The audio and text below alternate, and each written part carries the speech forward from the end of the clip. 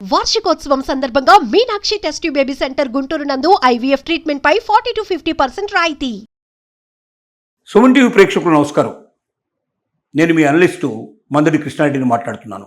Birth right citizenship గురించి Donald Trump చేసినట్టు ordinance ఏదైతే ఉందో అది చెల్లుబాటు కాదు అని యుఎస్ఏ అమెరికన్ సుప్రీంకోర్టు జడ్జిమెంట్ ఇచ్చింది. దీనికి వ్యతిరేకంగా ఏం చేస్తే బాగుంటుందని అమెరికన్ ప్రెసిడెంట్ డొనాల్డ్ ట్రంప్ ఇప్పుడు ఆలోచిస్తున్నాడు.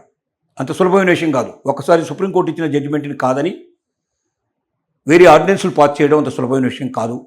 ట్రంప్ ఆలోచించింది ఏమిటంటే అమెరికాలో పుట్టినటువంటి ప్రతి ఒక్క వ్యక్తి ఖచ్చితంగా అమెరికన్ పౌరుడే అవుతాడు అన్నటువంటి బర్త్ రైట్ సిటిజన్షిప్ వస్తుందనేటువంటి వాదన అమెరికాకు చాలా ఇబ్బంది కలిగించే పరిస్థితి ఏర్పడుతుంది. ఎందుకంటే చాలామంది ఇల్లీగల్గా ఇమిగ్రెంట్సు, ముఖ్యంగా మహిళలు 8 months 9 months పూర్తయ్యే టైంలో వాళ్ళు అమెరికాకు రావడం, ఇక్కడ డెలివరీ అయిపోయి బిడ్డను కనడం, పుట్టిన బిడ్డలకి రక్షణగా తల్లి ఉండాలనేటువంటి వాదనతోటి తల్లి అక్కడ ఉండిపోవడం, ఆ తర్వాత తండ్రి యొక్క సహకారం అవసరం అని చెప్పి తండ్రి కూడా అక్కడికి రావడం, మొత్తం కుటుంబం అంతా అక్కడ అమెరికాలో స్థిరపడిపోవడానికి ఈ బర్త్ రైట్ సిటిజన్షిప్ ఒక రకంగా ఉపయోగపడింది. చాలామంది అక్రమంగా చొరబాటుదారులు లోపలికి వచ్చేసేసి రకరకాల వీసాల మీద వచ్చిన వాళ్ళు కూడా ఇక్కడ ఏదో రకంగా స్థిరంగా నివాసం ఏర్పరచుకోవడానికి ఈ బర్త్ రైట్ సిటిజన్షిప్ను ఉపయోగించుకున్నారు. దీనివల్ల కొన్ని లక్షల మంది బర్త్ రైట్ సిటిజన్షిప్ కింద అక్కడ పుట్టి అక్కడ పెరిగి ఆ కుటుంబం అంతా కూడా వాళ్ళ కోసం అక్కడ స్థిరపడిపోయి వాళ్ళంతా కూడా అమెరికన్ పౌరులుగా మారిపోయారు. కాబట్టి దీన్ని నిరోధించాలని చెప్పి ట్రంప్ చాలా తెలివిగా ఆర్డినెన్స్ పాస్ చేశాడు. ఏమని? తల్లికి తండ్రికి ఇద్దరికి సిటిజన్షిప్ ఉండేటువంటి వాళ్ళ బిడ్డలకు పుట్టినటువంటి వాళ్ళైతేనే వాళ్ళు అమెరికన్ బర్త్ రైట్ సిటిజన్షిప్కు అర్హులు అవుతారు. లేని వాళ్ళు ఎవరు అందరూ అమెరికాను వదిలిపెట్టిపోవాలన్నట్టుగా నినాదం మొదలుపెట్టాడు. దీంతో 20 ఏళ్ళు 25 ఏళ్ళు 30 ఏళ్ళు 40 ఏళ్ళ నుంచి అమెరికాలో స్థిరపడిపోయి పిల్లలు ఇక్కడే పెరిగారు, పెద్దవాళ్ళు అయ్యారు, వాళ్ళకు పెళ్ళిళ్ళైనాయి, వాళ్ళకు పిల్లలు పుట్టారు, ఇల్లు కొనుక్కున్నారు, అక్కడంతా కూడా జీవితాన్ని స్థిర నివాసం ఏర్పరచుకున్నారు. వాళ్ళంతా ఇవాళ అమెరికాను వదిలిపెట్టి వెళ్ళాలంటే ఏ దేశం వాళ్ళు వాళ్ళని అంగీకరించరు. పుట్టింది అమెరికాలో, నువ్వు ఇండియాకి ఎలా వస్తావు? అమెరికాలో పుట్టిన బిడ్డలకి ఇండియా లోపల పౌరసత్వం ఎట్లా ఇస్తారు? అలాగే మెక్సికోలో ఎట్లా పౌరసత్వం ఇస్తారు? ఇంకో దేశంలో ఎలా పౌరసత్వం ఇస్తారు? అంటే వాళ్ళు అమెరికన్ పౌరులు కాకుండా పోతారు, ఏ దేశానికి పౌరులు కాకుండా పోతారు. వాళ్ళ జీవితం అంతా కూడా త్రిశంకుడు స్వర్గంలాగా అయిపోయే పరిస్థితి ఏర్పడుతుంది. కాబట్టి ఇలాంటి పరిస్థితుల్లో సుప్రీంకోర్టు జోక్యం చేసుకొని మొత్తం 9 మంది న్యాయమూర్తుల్లో 3 ట్రంప్కు అనుకూలంగా తీర్పిస్తే మిగిలిన 6 వ్యతిరేకంగా తీర్పునిచ్చారు.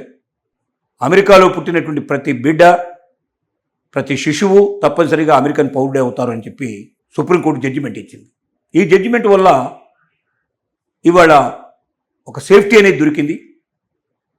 అమెరికాలో ఇప్పటిదాకా ఉన్నటువంటి వాళ్ళు ఎవరుతున్నారో బర్త్ రైట్ సిటిజన్షిప్ కింద పుట్టినటువంటి వాళ్ళందరూ కూడా అమెరికన్సే అనేది తీర్మానం జరగడం వల్ల చాలామంది ఊపిరి పీల్చుకున్నారు, చాలామంది నిద్రపోగలిగారు. అంతకుముందు వాళ్ళందరికీ భయానకమైన పరిస్థితి. తమ ఏ దేశానికి చెందిన పౌరులు కాకుండా పోతే తమ జీవితం ఏమవుతుంది, తమ బతికేమవుతుంది, తమ కుటుంబం ఏమవుతుంది అనేటువంటి భయాందోళనలో కొట్టుకుపెట్టిన వాళ్ళందరికీ కూడా ఒక ధైర్యం వచ్చింది. కానీ ట్రంప్ను నమ్మడానికి వీలు లేదు అనేటువంటి ప్రతి ఒక్కరు కూడా ఉన్నటువంటి భావన ఇప్పటిదాకా కూడా. ఏమో ట్రంప్ ఏ రకమైన ఆర్డినెన్స్ మళ్ళీ తీసుకొస్తాడో, కొత్త కొత్త ఆలోచనలు ఏం చేస్తాడో, దాన్ని అదే రూపంలో కాకుండా ఇంకొక రూపంలో ఏమైనా వస్తాడేమో, తద్వారా తమ యొక్క అస్తిత్వానికి భంగం కలిగిస్తాడేమో అని ప్రతి ఒక్కరూ భయపడుతున్నారు. ఇంతమందిని భయపెట్టి, ఇంతమందిని బాధపెట్టి, ఇంతమందికి ఇబ్బంది కలిగించి ట్రంప్ ఏం సాధించదలుచుకున్నాడంటే ఒక పైశాచిక ఆనందం, ఒక తుగ్లక్ చేష్ట.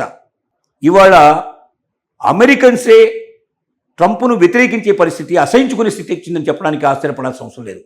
68% ఇవాళ ఓటింగ్ పెడితే 68% అతనికి వ్యతిరేకంగా ఓట్లు వేసేందుకు సిద్ధపడుతున్నారని చెప్పి అనేక వార్తలు మనకు తెలుస్తున్నాయి. అంటే తను ఏ ప్రజల కోసమైతే ఇన్ని ఆర్డినెన్సులు తీసుకొస్తున్నాడో, ఏ ప్రజల మేలు కోసం అయితే తను ప్రయత్నం చేస్తున్నాడో ఆ ప్రజల్ని తనని అసహించుకునే పరిస్థితి ఏర్పడిందనే విషయం అర్థం చేసుకున్నప్పుడు ట్రంప్ విధానాలు మార్చుకోవాలి. కానీ మార్చుకోవడానికి సిద్ధంగా లేడు. కొంతమంది వ్యక్తులు అలాగే పుడతారు, కొంతమంది వ్యక్తులు అలాగే మరణిస్తారు. అలాంటి వాళ్ళల్లో మనం వాళ్ళని మూర్ఖులు అందామా, లేక వాళ్ళకి ఇంకొక రకమైన పేరు పెడదామా? ఏ పేరు పెట్టినప్పటికీ ట్రంప్లో మార్పు ఆశించడం అంత సులభమైన విషయం కాదు.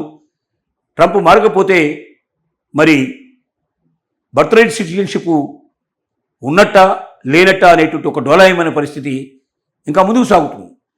ఎందుకంటే ట్రంప్ను ఎందుకు నమ్మరంటే ఇంతకుముందు అనేక రకమైన కోర్టులు ఇచ్చినటువంటి జడ్జిమెంట్స్ మీద కూడా మరొక పద్ధతిలో ఆ జడ్జిమెంట్స్ చెల్లని విధంగా రకరకాల ఆర్డినెన్స్ తీసుకొచ్చేసి తాను అనుకున్నటువంటి మాటకే చెల్లుబాటు అయ్యేటట్టుగా ప్రయత్నించిన వ్యక్తి డొనాల్డ్ ట్రంప్.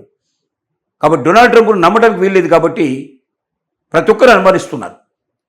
కానీ ఇప్పటిదాకా సుప్రీంకోర్టు ఇచ్చిన జడ్జిమెంట్ వల్ల కొంతవరకు సంతోషాన్ని వ్యక్తపరుస్తున్నప్పటికీ, కొంతవరకు నమ్మకం కలుగుతున్నప్పటికీ అది 100% అని మనం చెప్పడానికి వాళ్ళ వీల్లేదు.